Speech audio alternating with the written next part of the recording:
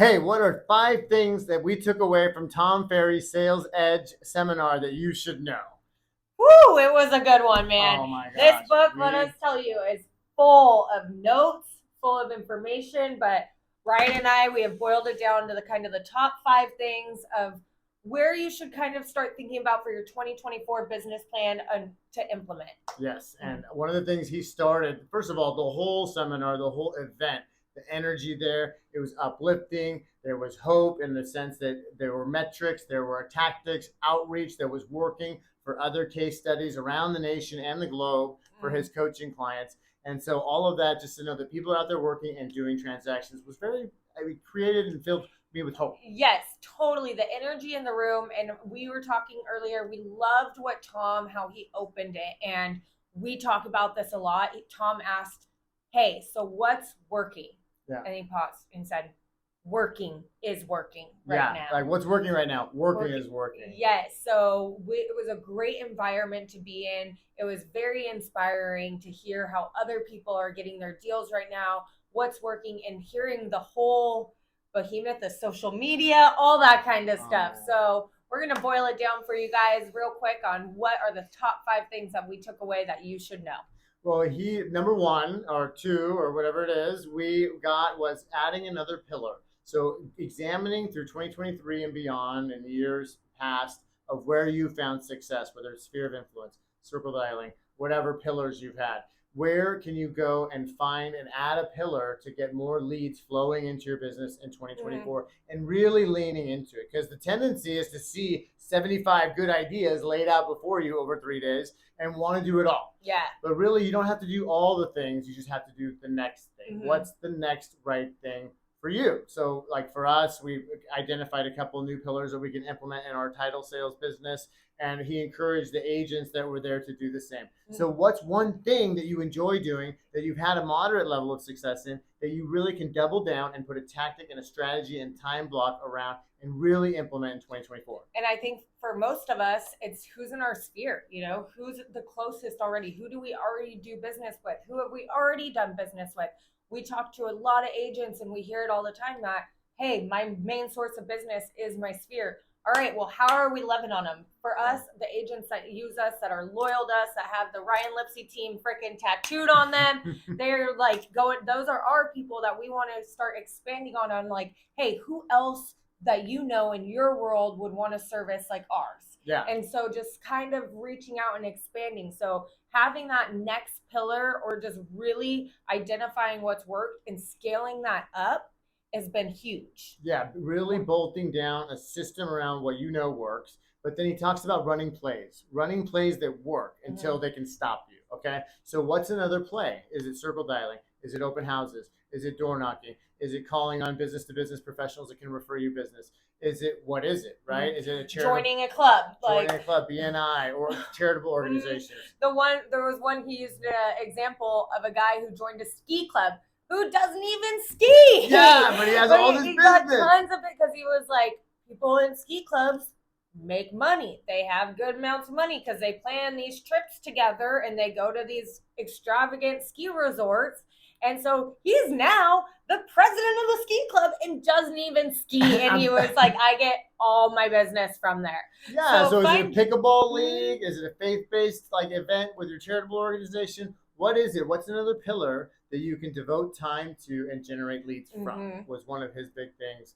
And I really appreciated that. Talked about a lot of the tactical stuff. So when he says what's working, is that really getting into and putting in the time on direct messaging, emailing, texting, and calling, whether it be your geo farm, your sphere of influence relationship database, or circle prospecting around your open house listing sold coming soon. Putting in the work right now is generating the results. And it sounds like a lot of work, right?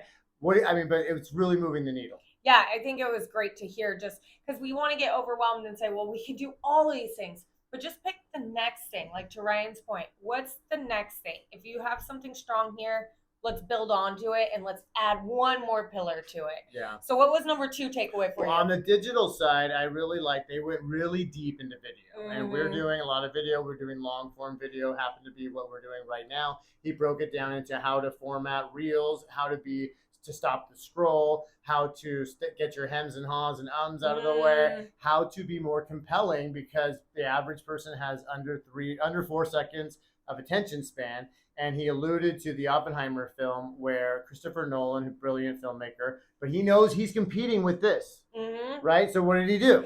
Every 3 seconds, There's film a change. new frame. New There's frame. a new frame, something new for me to look at and be like, oh, and it kept me engaged in the movie, right? So same thing. What are you doing? What are we doing to give compelling information in such a fashion where we can keep people's interest and keep them engaged? That was a big one for me. That was huge. I mean, just hearing the different, like the attention span of how we're able to hook them. You got to hook them in the first 3 seconds, give them the meat, give them a call to action, you know? Absolutely. So we came up with some strategies we're going to be implementing. I think you guys might have saw it in the beginning of this video if we've stuck around this long. Change some things up, but we're definitely huge on video. And then number 3, I mean, for me, was the tools that we're able to learn with this video stuff. One of the biggest things is if you don't have ChatGPT, it's been a hot word in our topic for a minute, but there's now the paid version on there where you can upload documents. Like you can pull market stats from Tidal. You can get so you can pull our market stats that Tidal has. You can pull stats off the MLS. You can pull stats that you get off of a national level. Mortgage interest rate information. PDFs, pictures, upload it into ChatGPT and say, hey, give me a script on what these mean to, and it will find connections. It will find variables that have the same relevance, and it will write you a script based off pictures that you uploaded, PDFs. You can convert things. For me, I know one of my biggest challenges, like sometimes our CRM, you have to upload certain JPEGs or formats, and you can literally take that file on your computer, put it into ChatGPT, and it will say convert to this for me, and it will convert it right there. Right there. Unreal. So I think we get into this. I think we're all little overthinkers here. But when I heard this, I was like, mind blown. I like to think that we're pretty on top of things, pretty advanced. Like we use ChatGPT, like I use it all the time for things. We're using like 3% of what it can do. My God. He says he could put files in there that are .mov files and say, give me these as MP4 files, and it'll change them and give them back to you in the right format. People looking to do podcasts, taking that video, I was mind blown by that. That was a huge takeaway. 4 for me was the application of AI in your business, because, and this is important, it's not AI that's going to replace the real estate agent. It's the real estate agent that uses AI that's going to replace the real estate agent that doesn't. Ooh, so that needs to be like highlighted. I heard that right here and here. And so what that means is it's a big frenzy of apps. He's like, don't pay attention to the apps. It's kind of like when we went from SEO and websites to phone apps, and now it's going to AI apps. The apps are going to come and go, but focus on what the intent or the strategy, or actually not the function of what does the app do. So some apps change your words or give you words. You give it a thought and it gives you words. Tell them about the one with the eye contact. So I believe it was Descript or Captions AI. This one was Captions AI, where you could be reading a script, looking down, and upload the video, and it will change your eye contact to be matching with the camera. So it won't even look like you're reading a script. The other one that I really like that we're going to start implementing is the one that actually you upload a video and you can go in and change the words on the video to personalize it. So you guys, could you imagine doing one video? Thank you so much, Bobby, on the closing. We are so appreciative. We are on to the next step. Let us know if you need a farming package, however we can help on the next one. And then being able to take that video, uploading the transcript, changing the word to Sam and saying, hey, Sam, congratulations. We just closed on this one. We're so excited. Thank you for and having that same video. So you only have to create one video. And it mimics your voice, changes your mouth. And we saw the videos of it being changed. You would have no idea that it wasn't another video being done. And it takes out all your ums, your ahs. It clears it. It was incredible. So that one was Caption AI for the eye, and Descript was the app for being able to change the words. Yeah, and I have them in the notes, so hit us up for more specificity. But what they say is pay attention to what AI is used for, not so much the app. So words, images, and video. Those are the 3 underpinnings of marketing.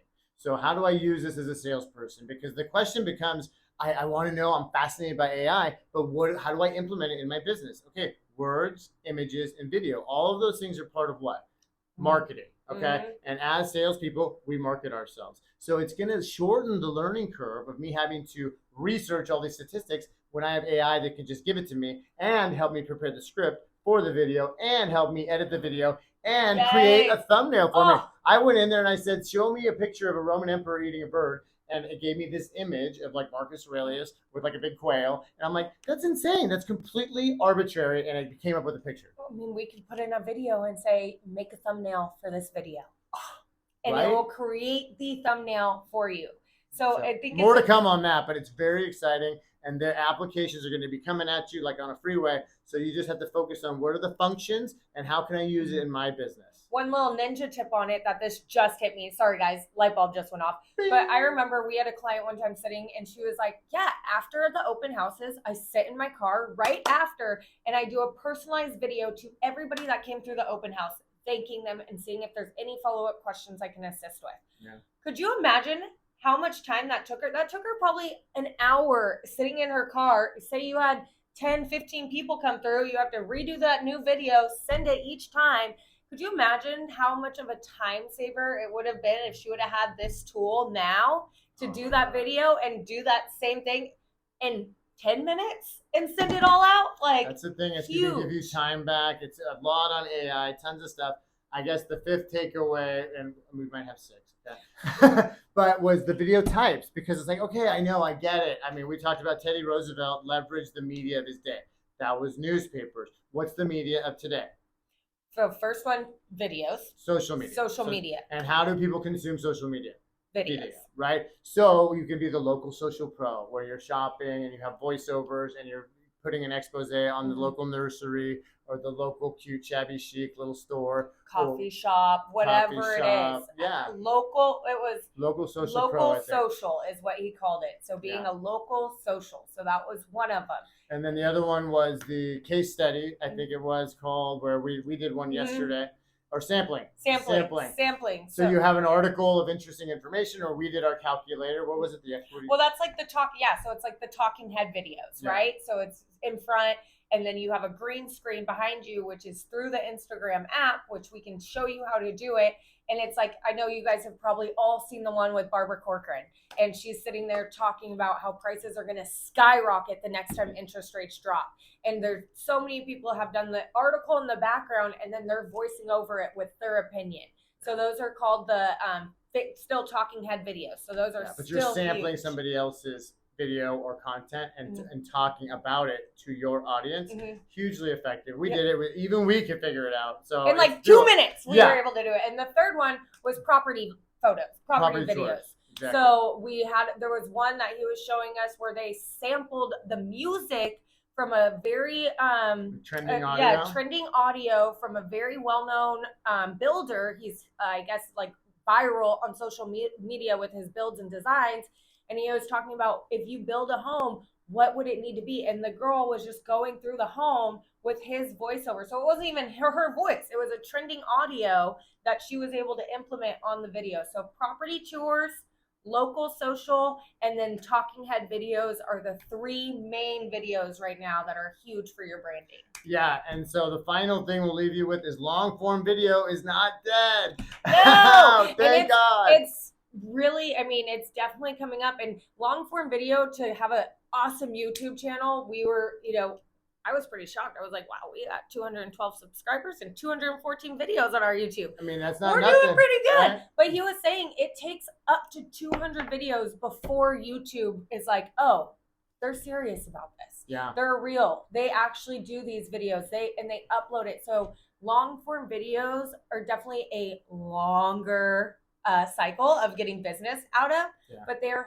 huge. And I mean, when people follow the breadcrumbs video to video to get more of your information, they buy into you and they become, and what happens is every video you put, he called it another soldier in your army. Because people can watch these videos around the clock while you're sleeping. People are taking in your video information. So every video you do is more content, more hours spent of potential customers Yeah. viewing your videos. When I really, this was a total mind shift, game changer for me. But when he said it, it was like so true. I didn't realize this. YouTube is a search engine. Like I go into YouTube to search for specific videos, to search. Normally it's like DIY things, like how to change my toilet, how to change out this, how to clean my water heater, how to do these things.